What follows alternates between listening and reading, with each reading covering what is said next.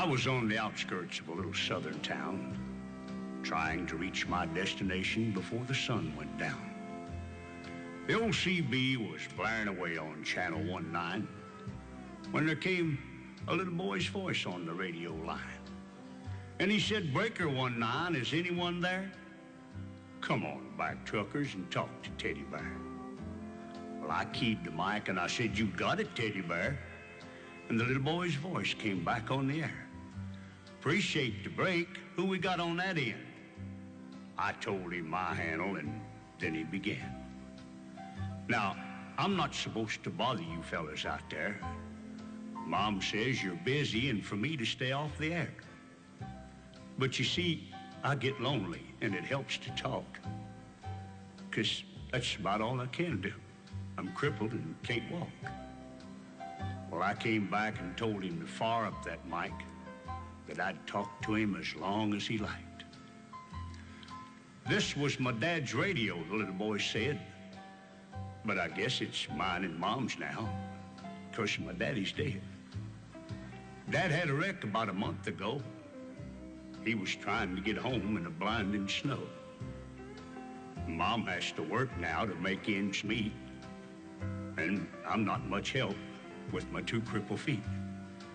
She says not to worry, that everything will be all right. But I hear her crying sometimes late at night. But you know, there's one thing I want more than anything else to see. Oh, I know you guys are too busy to bother with me. But you see, my dad used to take me for rides when he was home. But I guess it's all over now, since my daddy's gone. Not one breaker came on the old CB as that little cripple boy talked with me. And I tried hard to swallow a lump that just wouldn't stay down as I thought about my boy back in Greenville town. Dad was going to take Mom and me with him later on this year. Well, I remember him saying, "This old truck will be yours someday, Teddy Bear." But I know I'll never get to ride another 18-wheeler again. But this old base will keep me in touch with all my trucker friends. Teddy Bear gonna back on out now and leave you alone, 'cause it's about time for Mom to come home. But you give me a shout when you're passing through, and I'll sure be happy to come back to you.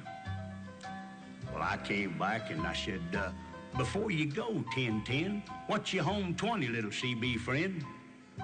Well, he gave me his address, and I didn't once hesitate, 'cause this hot load of freight is just gonna have to wait.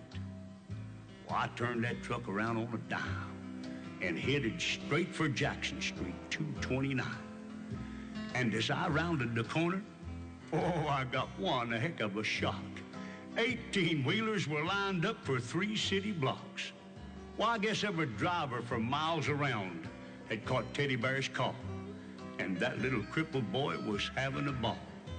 'Cause as fast as one driver would carry him in, another would carry him back to his truck and take off again.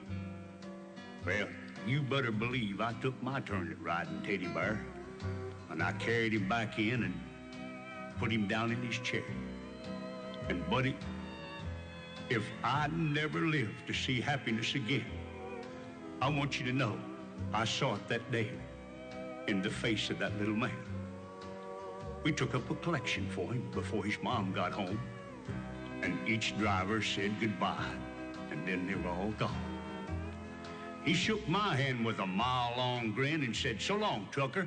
I'll catch you again."